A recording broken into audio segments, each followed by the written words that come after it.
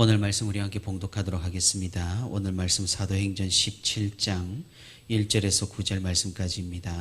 네, 제가 말씀을 봉독하도록 하겠습니다. 그들이 암비볼리와 아볼로니아로 다녀가 데살로니가에 이르니 거기 유대인의 회당이 있는지라 바울이 자기의 관례대로 그들에게로 들어가서 새 안식일에 성경을 가지고 강론하며 뜻을 풀어 그리스도가 해를 받고 죽은 자 가운데서 다시 살아나야 할 것을 증언하고 이르되 내가 너희에게 전하는 이 예수가 곧 그리스도라 하니 그 중에 어떤 사람 곧 경건한 헬라인의 큰 무리와 적지 않은 귀부인도 권함을 받고 바울과 실라를 따르나 그러나 유대인들은 시기하여 저자의 어떤 불량한 사람들을 데리고 때를 지어 성을 소동하게 하여 야손의 집에 침입하여 그들을 백성에게 끌어내려고 찾았으나 발견하지 못하매 야손과 및 형제들을 끌고 읍장들 앞에 가서 소리질러 이르되 천하를 어지럽게 하던 이 사람들이 여기도 이르매 야손이 그들을 맞아 들였도다.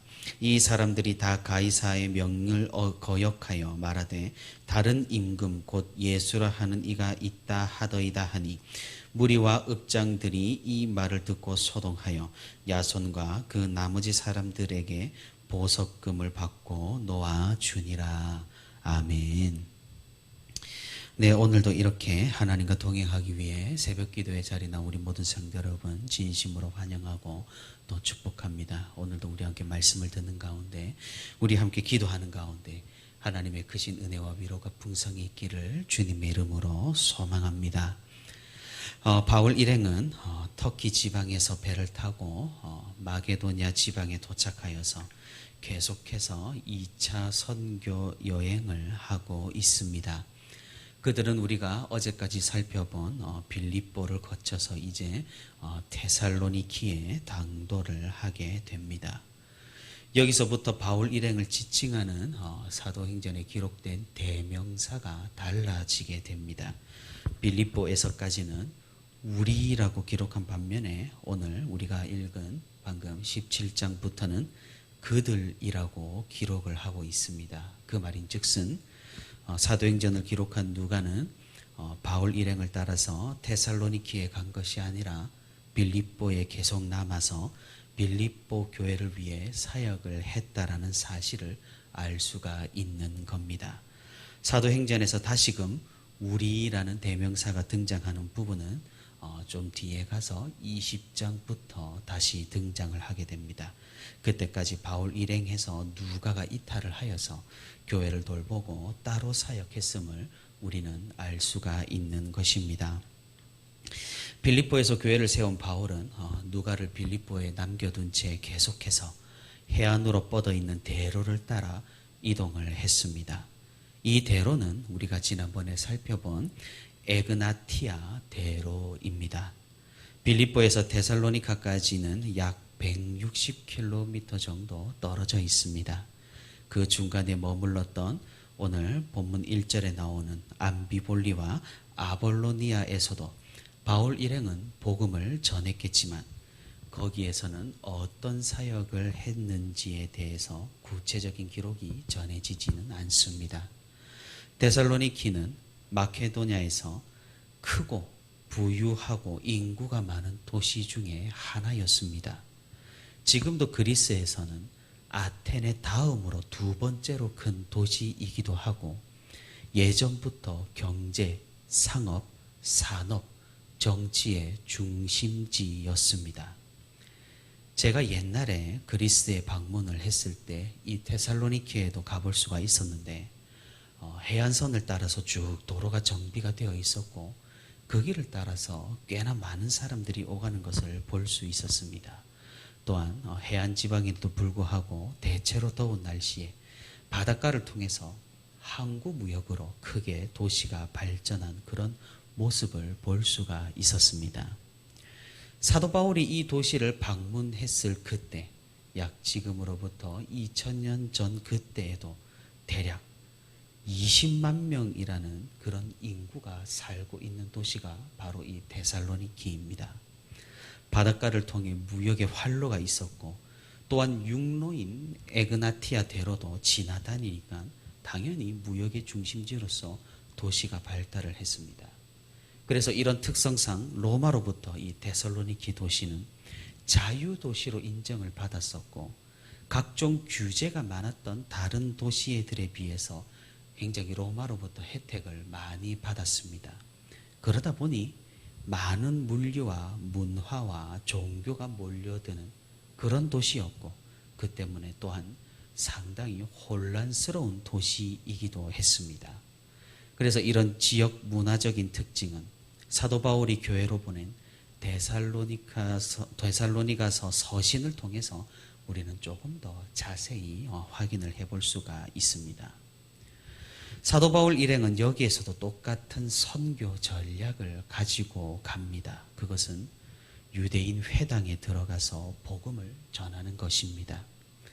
빌립보는 조금 내륙 지방이었기 때문에 유대인 회당이 없었지만 데살로니가에서는 유대인 회당이 있었습니다.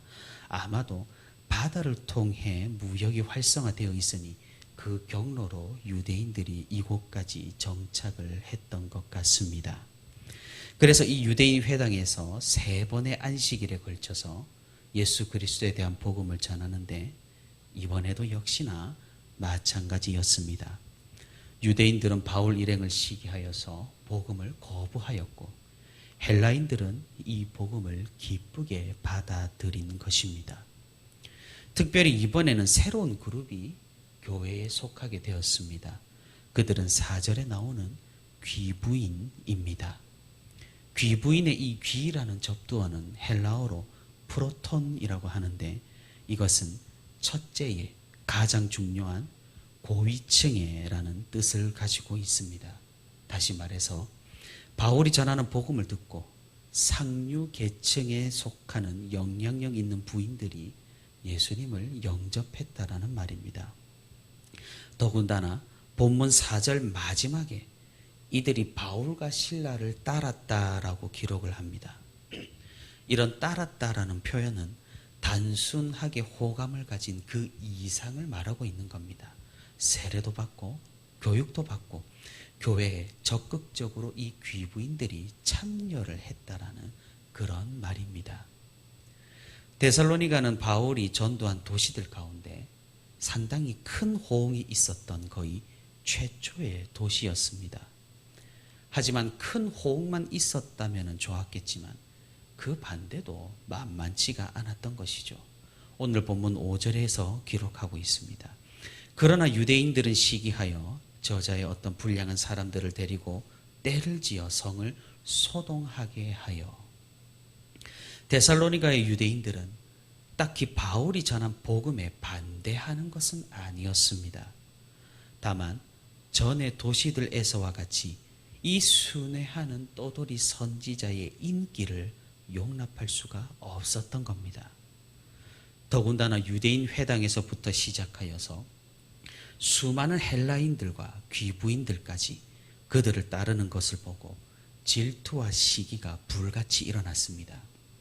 결국 유대인들은 이전과 마찬가지로 사람들을 선동하여서 이 바울 일행을 가만히 놔두지 않았습니다. 3번의 안식일에 걸쳐서 유대인 회당에서 복음을 강론했다고 성경은 기록하고 있는데, 그렇다고 해서 바울 일행이 3주 동안만 이 데살로니가에 있었다고 생각하는 것은 곤란합니다. 다시 말해서 오늘 본문 4절과 5절 사이에는 상당한 시간의 간격이 있다라는 사실입니다. 그것을 우리는 데살로니가서를 통해서 알 수가 있습니다. 바울은 이곳에서 많은 신자들을 얻었는데 그 과정이 단기간에 이루어지지는 않았을 겁니다. 3주 안에 데살로니가 교회가 활성화되지는 않았을 겁니다. 그리고 또한 바울은 시장에서 텐트 만드는 일을 이곳에서 하기도 했고, 여기에서 빌립보 교회로부터 2번 정도의 재정적 도움을 받은 사실을 빌립보에서도 우리는 확인을 해볼 수가 있습니다. 이런 사실들을 종합을 해본다면 바울 일행은 데살로니가에 3주만이 아니라 꽤 오랜 시간 동안 머물러 있었음을 알 수가 있는 겁니다. 그러다 보니 시간이 지날수록 이 유대인들의 시기는 더욱 커져만 갔습니다. 이윽고 그들은 불량한 사람들을 동원하여서 도시를 소란하게 만들었습니다. 바울 일행은 야손이라는 사람의 집에 머물고 있었습니다. 유대인들과 불량한 사람들은 이 야손의 집에 들어가서 바울 일행을 끌어내고자 했습니다. 하지만 발견할 수 없어서 하는 수 없이 이 야손과 바울을 따르는 몇 사람을 그 데살로니가 도시 총회에 넘겨서 재판을 받게 합니다. 바울 일행에 대해 말하는 표현이 참으로 아이러니합니다. 오늘 본문 6절 하반부에 천하를 어지럽게 하던 이 사람들이 여기도 이르매라고 말합니다. 이 말은 이전 도시에서 바울 일행이 행했던 일들이 이곳까지 소문이 났다라는 말입니다. 그런데 정말 아이러니합니다. 정작 큰 소란을 일으키고 도시에 소동을 일으킨 것은 항상 그 지역 사람들이었습니다. 바울 일행은 복음을 전했을 뿐 어떤 소동도 일으키지 않았다라는 사실이죠. 참으로 세상은 이렇게 소수와 약자에게 자비가 없습니다. 자신의 잘못과 죄악도 그냥 특정한 단체나 소수 무리에게 뒤집어 씌우는 것에 능합니다. 유대인들이 이렇게 자신들보다 더 소수였던 기독교인들에게 억지를 쓰며 모함을 했던 역사를 살펴볼 수가 있는 것이죠. 역사는 참으로 알 수 없게 흘러갑니다. 미래에는 오히려 각 나라들에서 유대인들이 오히려 소수자로 핍박을 받았기 때문입니다. 있을 때 잘하자라는 그런 경험이 생각나게 하는 오늘 본문의 말씀인 셈이죠. 아무튼 유대인들이 바울 일행에게 모함을 한 내용은 이들이 다른 왕 예수를 섬긴다는 겁니다. 사실 이것도 어처구니가 없는 모함이긴 하지만은 그 당시 도시 당국에서는 심각하게 이 내용을 받아들입니다. 사실 로마와 하나님의 나라는 하등 아무런 관계가 없습니다. 그것은 예수님께서도 로마에게 세금을 바치는 문제에 대해 말씀을 하신 내용이기도 합니다. 하지만 로마인들은 유대교와 기독교의 신학적 차이에 대해서는 아무런 관심이 없었습니다. 마찬가지죠. 이단이 아무리 잘못을 저지르고 사회에 심각한 악영향을 미친다고 해도 오히려 교회가 욕을 먹습니다. 우리는 억울합니다. 제 아무리 그들이 이단이다, 우리와 다르다, 일부일 뿐이다 말한다고 해도 세상 사람들은 그 차이에 대해서 전혀 이해하지를 못합니다. 세상은 우리와 이단의 차이에 관심이 없는 것이죠. 다만 비슷하니, 뿌리가 같으니 똑같은 것으로 취급할 뿐입니다. 로마에서도 마찬가지죠. 유대교와 기독교, 그들의 신학적 이견과 차이에는 그들은 관심이 없었습니다. 하지만 가이샤 말고 다른 왕, 로마 황제 말고 다른 왕을 섬긴다라는 이 모함은 로마 입장에서는 차원이 다른 문제였습니다. 로마 제국에서는 반역이라는 것은 꽤 심각한 범죄였기 때문입니다. 하나 다행스러운 사실은 야손과 교회 신자들은 이 반역죄로는 잡혀가질 않았습니다. 다만 반역죄를 저지르고 있는 이 바울 일행에게 숙식을 제공했다라는 이유로 추궁을 당하고 경고를 받았던 겁니다. 오늘 본문 마지막 9절에 야손과 그 나머지 사람들에게 보석금을 받고 놓아주니라 라고 기록합니다. 여기에서 보석금은 지금의 보석금 개념과는 조금은 다릅니다. 바울 일행이 다시는 이 도시에 방문하지 않을 것이라는 일종의 담보로 야손에게서 돈을 받은 것이기 때문입니다. 데살로니가 교회에 보낸 편지에서도 이 내용을 또한 확인할 수가 있습니다. 데살로니가 전서 2장 18절을 보시면 바울이 도시를 방문하고자 하지만 사단이 가로막고 있다라고 말합니다. 바울은 데살로니가 교회를 자신이 그렇게 헌신하며 오랜 시간 머물러서 세웠던 이 데살로니가 교회를 둘러보고 싶었지만 바울이 다시 방문하게 된다면 오히려 예수 그리스도를 영접한 이 야손이 피해를 입기 때문에 끝내 방문하지 못하게 된 것입니다. 우리는 이 야손이라는 사람에게 초점을 맞추어 볼 필요가 있습니다. 야손은 데살로니가에서 아마 바울 일행이 전하는 복음을 듣고 가장 먼저 개종한 사람들 중 한 명이었을 겁니다. 바울 일행이 그의 집에서 유숙했다라는 사실은 그도 루디아와 같이 강권하여서 바울 일행을 자신의 집에 모실 정도의 그런 인물이었다라는 말입니다. 사실 이 야손이라는 인물은 그다지 알려진 바가 없습니다. 다만 그는 바울과 실라를 집에서 유숙하게 하고 관계를 맺었다라는 이유로 큰 핍박을 받았습니다. 그는 바울의 선교에 아주 든든한 후원자였고 위기의 상황에서 바울 일행을 대피시킴으로써 복음 전파를 물심양면으로 도운 그런 인물입니다. 사랑하는 성도 여러분, 하나님께서는 우리를 사용하시기를 원하십니다. 다만 이런 사실은 우리의 역할이 주목을 받는 것과는 아무런 상관이 없습니다. 무슨 말입니까? 교회에서의 사역, 복음 전파의 사명을 감당하는 데는 여러 가지 역할이 필요합니다. 그 중에는 주도적이고 표면적으로 드러나는 역할도 있습니다. 마치 오늘 본문의 사도 바울과 실라, 누가, 디모데 등 그런 입지적인 인물들처럼 말입니다. 하지만 그 중에는 또 뒤에서 도우는 사역도 분명히 존재한다라는 것입니다.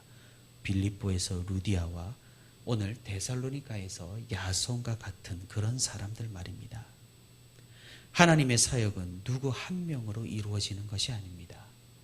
야손의 역할이 반드시 필요로 하고 이 때문에 바울 일행은 잡히지 않고 계속해서 마게도냐에서 복음을 전할 수 있는 그런 기회를 얻게 되는 것입니다. 우리가 함께 교회를 섬길 때 우리가 이런 것에 의해서 시험받지 않기를 바랍니다. 주목받고 주도적이며 인정받는 것 누구나 좋아합니다. 뒤에서 섬기는 것, 조력자가 되는 것, 사실 그리 달갑지만은 않은 일일 수도 있습니다. 심지어 주목받지도 못하면서 슬픔과 핍박을 당할 수도 있다라는 사실입니다. 오늘 본문의 야손과 같이 말입니다. 하지만 무엇입니까? 하나님께서는 이 모든 것으로 그분의 선한 사역을 이루어 가신다라는 사실입니다. 그리고 하나님께서는 잊지 않으십니다. 우리가 선한 사역을 위해 흘린 땀과 눈물을 말입니다. 감당하는 것 쉽지 않습니다. 하지만 하나님께서는 우리의 그런 용기와 그런 행동을 통하여서 우리를 변화시키시고 우리를 단련시키시며 우리를 정금과 같이 빚으신다라는 사실입니다. 우리가 이 사실을 굳게 믿으며 하나님께서 기억하신다라는 사실을 굳게 붙잡으며 우리가 드러나지 않는 일이라고 할지라도 감사와 소망과 기쁨으로 감당할 수 있기를 바랍니다. 오늘도 주님의 몸된 교회를 위하여 주님께서 전파하라 말씀하신 이 복음을 위해서 드러나건 드러나지 않건 하나님 나라를 위해 사명을 감당하는 저와 우리 부천시민교회 모든 성도가 되기를 주님의 이름으로 소망합니다.